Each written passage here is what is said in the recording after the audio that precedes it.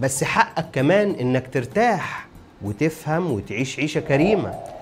وقبل ما نبدأ ما تنساش تعمل لايك وسبسكرايب علشان خاطر نوصل الكلام ده لكل الناس. يلا بينا نبدأ. في نوع كده من الناس دايما شغال شغال شغال شغال، ما بيعرفش ابدا يريح، ما بيعرفش كمان يقول لا، موجود دايما مع الناس وموجود بيخدمهم، بس للأسف لما بيختفي محدش بياخد باله أصلا بيه. هو مش بيشتغل، هو بيتاكل. في فرق كبير قوي ما بين إنك تشتغل وبين إن الشغل ياكلك.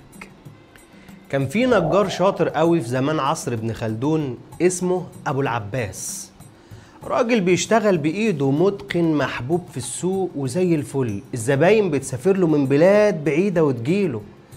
ما كانش بيرتاح أبدا، بيشتغل ليل ونهار، بيشتغل وهو جعان وهو شبعان وهو ندمان وهو عيان، بيشتغل بيدور دايما على رضا الزباين، وفي الآخر هو ناسي نفسه.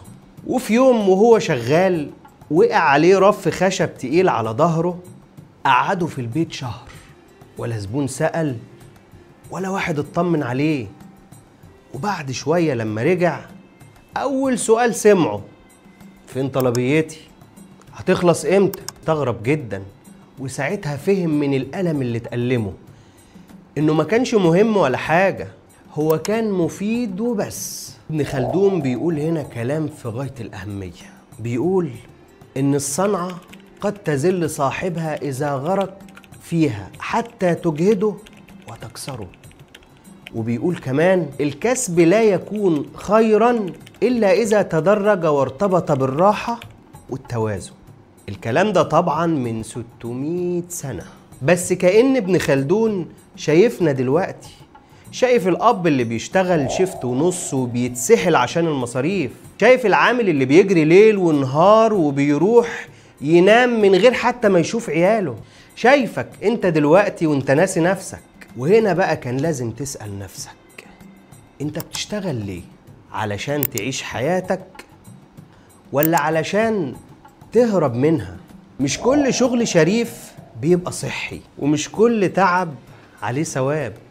في تعب بيكون يعني جاي لك كده على هيئة ان ده انذار، بيقول لك انت محتاج تعيد ترتيب نفسك، فخد بالك. بس خليني اوضح لك حاجة مهمة جدا. في ناس بتسمع الكلام ده وبتفهمه بالغلط، يقوم متأخر، يكسل يروح شغله، عنده التزامات كتير وما بيظبطش نومه ولا بيحسب فلوسه ولا بيهتم ببيته كمان، وبعدين يرجع ويقول لك: والله الراجل ده بيقول كلام صح، الشغل فعلا بياخد مني وانا ما باخدش منه حاجة. بس الحقيقة هو مش تعبان من الشغل ولا حاجة، هو تعبان من نفسه. في فرق كبير ان الشغل ياكلك وبين انك سايب نفسك تتاكل من كل حاجة حواليك. الكسل مع قلة التنظيم مع المقارنات، ده عنده وده عنده وانا ما عنديش، دي كلها حاجات بتسرق منك طاقتك انت اكتر من اي شغل في الدنيا ممكن تشتغله. خليني اقول لك في اللقطة ديت ان ده مش كلام تنظير، يعني هو كلام كلنا بنستفيد منه، كلنا ممكن نكون وقعنا في الغلطات دي.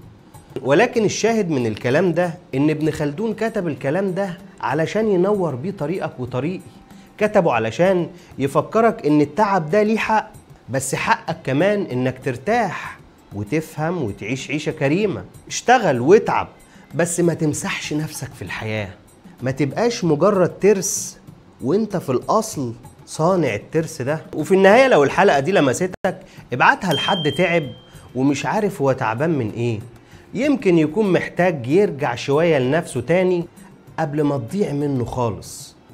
وقول لي في التعليقات، هل الحفلة اللي معمولة عن المؤسس علم الاجتماع الأول في العالم ابن خلدون تستاهل كل ده ولا ليك رأي تاني؟ وبس كده، سلام.